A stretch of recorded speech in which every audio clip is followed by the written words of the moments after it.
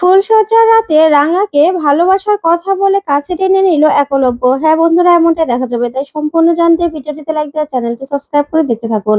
গল্পের শুরুতে দেখা যাবে রাঙা প্রমিতাকে বলে, মা, বড় বৌদি কোথায় আছে আমাকে খুঁজে বের করতে হবে। না হলে যদি বড় বৌদি কোনো রকম কোনো ফোন দিয়ে এটে আমাদের সবাইকে ফাঁসিয়ে দিতে চায়, না না, সেই সুযোগ আমরা দেব না। তখনই দেখা যাবে পাঞ্চেরি বলে, রাঙা, সেটা কি করে করবে?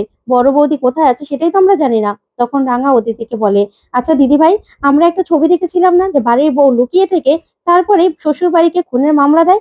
না না, আমাকে যে করে হোক বড় বৌদিকে খুঁজে বের করতেই হবে। উনি কোনো ফোন দিয়ে হাঁটার আগেই আমাদেরকে খুঁজে বের করতে হবে। তখন প্রমিতা বলে, রাঙা ঠান্ডা হ, মাথাটা ঠান্ডা কর। এত রাত করে কোথায় যাবি তুই? সকাল হোক, বাড়ির ছেলেরাও বাড়িতে আসবে, তারপরে না হয় ভেবে দেখা যাবে যে বিন্দা কোথায় আছে। আর বিন্দাকে খুঁজে বের করব, কিন্তু বিন্দা কোথায় যেতে পারে। তারপরে রাঙাকে পাঞ্চেরি আর অদিতি বলে, চলো তোমাকে ঘরে নিয়ে যাই। এই বলে রাঙাকে একলব্যর ঘরে নিয়ে যায় ওরা। এদিকে দেখা যাবে কৃষ্ণা প্রমিতাকে বলে, আচ্ছা দিদি ভাই, বিন্দা কোথায় গেল? কোথায় গেল বিন্দা? তখন প্রমিতা বলে, সেটাই তো কথা, ওইদিকে আহিরি ঘুমিয়ে গেছে।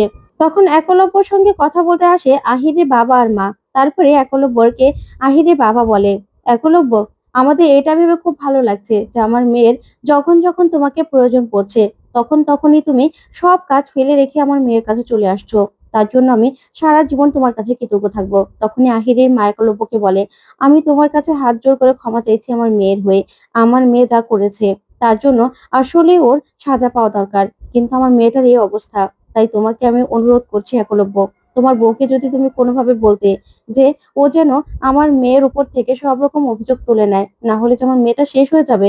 তখন একলব্য বলে, দেখুন, রাঙা কি করবে না করবে সেটা আমি জানি না, তবে আহিরি আহিরি যেটা করেছে সেটাও কিন্তু অনেক বড় অপরাধ, ক্রিমিনাল অফেন্স। তাই রাঙা কি করবে না করবে সেটা আমি জানি না, তবে তবে আহিরি এটা ঠিক করেনি।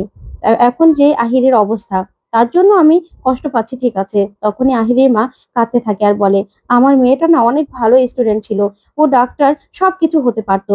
তখনই আহিরের বাবা বলে, কিন্তু না, আসলে আমি জানি অনেকবার ও রাঙাকে মারার চেষ্টা করেছে, তারপরেও তুমি যদি একটু দেখতে ব্যাপারটা। ওইদিকে রাঙাকে অদিতি আর পাঞ্চেরি একলব্যর ঘরে নিয়ে আসে, এসে বলে, দেখো তো। তখন চোখ খুললেই রাঙা দেখতে পায় যে ফুলসজ্জার খাট সাজানো। তখন তো রাঙা খুব খুশি হয়। তখন রাঙা ঘরের ফুল সবকিছু ধরে দেখতে থাকে। ওইদিকে অদিতি আর পাঞ্চেরি খুব খুশি হয়ে যায়। তারপরে রাঙার মনে পড়ে যায় একলব্যর কথা, যে একলব্য ওর ঘরে ওর পারমিশন ছাড়া রাঙাকে আসতে বারণ করেছিল। তখন রাঙা বলে, আচ্ছা দিদি ভাই, তোরা এরকমটা কেন করলি বলতো? না না, উড়ানবাবু যদি জানতে পারে তাহলে কিন্তু আমার উপর খুব রেগে যাবে। এমনিতেই এই ঘরে আসা নিয়ে কত ঝামেলা করে তোরা তো জানিস। না না, আমি এখানে কিছুতেই থাকতে পারবো না। তখন পাঞ্চেরি বলে, রাঙা, এবার তো তোমাদের বিবাহিত জীবনটাকে আগাতে হবে বলো। এবার তো দুজন দুজনের কাছে আসতে হবে, দুজন দুজনের সঙ্গে বোঝাপড়া করতে হবে। এভাবে দূরে দূরে থাকলে কি করে হবে বলো তো? এটা তো তোমারও ঘর, আর তাছাড়া এর আগেও তো তুমি এই ঘরে থেকেছো, তাহলে এখন কিসের সমস্যা তোমার? তখন রাঙা বলে, তারপরেও দিদি ভাই, ওইদিকে এমনিতেও আহির দিদির শরীর ভালো নয়, আহির দিদির কাছেই তো উড়ানবাবু গেছে, তারপরে যদি আবার এসে দেখে যে এই অবস্থা, তখন কিন্তু আমার উপর প্রচন্ড রেগে যাবে। তখন পাঞ্চেরি আর অদিতি বলে, দেখো রাঙা, এই সবকিছু না তোমাকে হ্যান্ডেল করতে হবে। এবার তোমাদের কিন্তু এক ঘরে থাকতে হবে। তখন অদিতি এই কথা বলে রাঙাকে সাহস দেয়। তারপরে রাঙা চুপ করে দাঁড়িয়ে থাকে ওদের কথা শুনে। তারপরে দেখা যাবে অনেক রাত হয়ে যায়। রাঙা একলব্যর জন্য অপেক্ষা করতে থাকে আর ঘরটা সাজানো ফুলটা ধরতে থাকে। তখন বলে, আচ্ছা, উড়ানবাবু তো আহিরি দিদির ওখানে গেছে, তাহলে এসে আবার আমার উপর রেগে যাবে না তো? কিন্তু আমার তো খুব ঘুম পাচ্ছে, কি করব আমি? তখন বসে বসে রাঙা ঝিমোতে থাকে। তখন একলব্য রাঙাকে ঝিমোতে দেখে চমকে যায় আর মনে মনে বলে, এই পুরো ঘরটা ফুল দিয়ে সাজানো, আবার রাঙা এখানে বসে বসে ঝিমোচ্ছে কেন? কি হচ্ছে এসব? কিছু তো বুঝতে পারছি না। তখনই একলব্য নিজের ঘরে এসে মোবাইলটা জোরে রাখলেই রাঙার ঘুম ভেঙে যায় আর রাঙা উঠে দাঁড়িয়ে বলে, আসলে উড়ান বাবু, আমি না এখানে আসতে চাইনি রে মা। তারপরে ওই দিদি ভাইরা জোর করে আমাকে এখানে দিয়ে গেল। আমার ঘরের চাল ফুটো হয়ে সেখান দিয়ে জল পড়ছে, তো তার জন্য সবাই বলল যে যতদিন না মেরামত করা হচ্ছে ততদিন এখানেই থাকতে। আমি না নিজের ইচ্ছে থাকতে চাইনি, বিশ্বাস কর। তখনই একলব্য বলে, থাকতে বলেছে যখন তাহলে বসে বসে ঝিমোচ্ছ কেন? শুয়ে পড়লেই তো পারতে। তখনই একলব্যর মুখে রাঙা এমন কথা শুনে খুব খুশি হয়ে যায়। তারপরে একলব্যর দিকে তাকিয়ে থাকে। তারপরে একলব্য রাঙাকে বলে, তবে খাটের ওই দিকটাতে তুমি শুয়ে পড়ো। আসলে আমার ইচ্ছেতে না এই বাড়িতে কিছুই কখনো হয়নি, তাই এখনই বা আমার ইচ্ছেতে কিছু হবে সেটাই বা ভাবছো কি করে? বসে বসে ঝিমোচ্ছ কেন? ঘুমিয়ে পড়লে তো পারতে। তখনই রাঙা বলে, আসলে উড়ান বাবু, তুই কি বলবি না বলবি, তুই যদি রেগে যাস তাই তো আমি ঘুমোইনি। তখন একলব্য বলে, আমার কথা কাউকে ভাবতে হবে না। আচ্ছা, জানো তো রাঙা, আহিরি আহিরি না খুব কষ্টে আছে। ওর অবস্থা না ভালো নয়, ভালো নয় ওর অবস্থা। কিন্তু কিন্তু আহিরিকে যদি সেখান থেকে সুস্থ করে জেলে নেওয়া হয় না সাজা কাটার জন্য, তাহলে কিন্তু আহিরি মরে যাবে, শেষ হয়ে যাবে আহিরি। তখনই একলব্য বলে, রাঙা একটা কথা বলবো, রাখবে? তখন রাঙা বলে, হ্যাঁ রে উড়ান বাবু, বল না, তোর জন্য আমি সবকিছু করতে পারি, একটু বলে দেখ না। তখনই একলব্য বলে, আসলে আমি জানি এটা একটু অন্যায় আবদার হয়ে যাবে, তারপরেও আমি তোমাকে বলছি। তখন রাঙা বলে, এরকম করে তুই বলিস না, তুই আমার কাছে চেয়ে দেখ না, তোকে তো আমি অনেক আগে সবকিছু দিয়ে দিয়েছি। তুই বল, আমি তোর কথা রাখবো, তোর জন্য আমার জীবনটাও আমি দিতে পারি।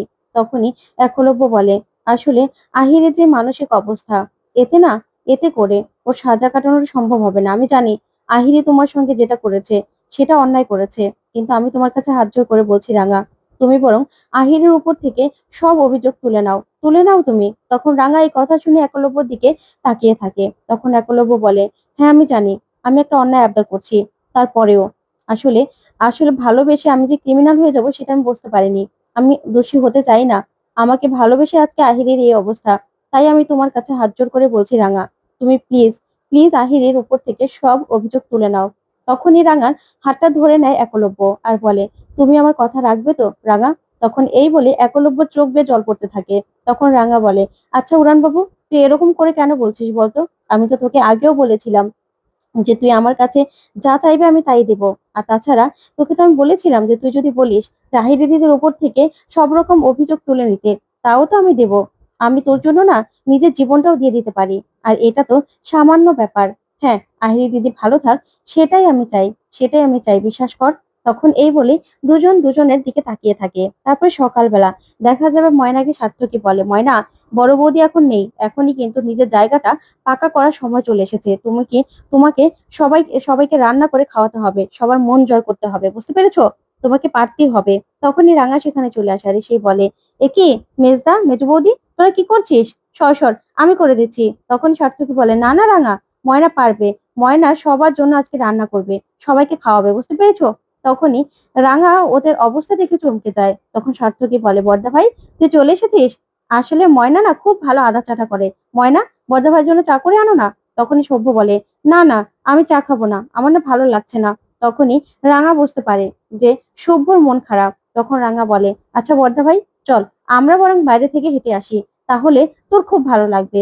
তখন রাঙা আর সভ্য দুজনেই বাইরে গিয়ে হাঁটতে থাকে। তখন রাঙা বলে, আচ্ছা বর্দা ভাই, তুই না একদম মন খারাপ করবি না, আমি কিন্তু বড় বৌদিকে খুঁজে বের করবই, কোথায় আছে। ওইদিকে দেখা যাবে রাঙা নবারণের যত্ন নিতে থাকে আর বলে, বড়বাবু, এবার দেখবি তোর গলাটা না একদম ঠিক হয়ে যাবে, তুই ঠিক আগের মতো কথা বলতে পারবি, বুঝতে পেরেছিস?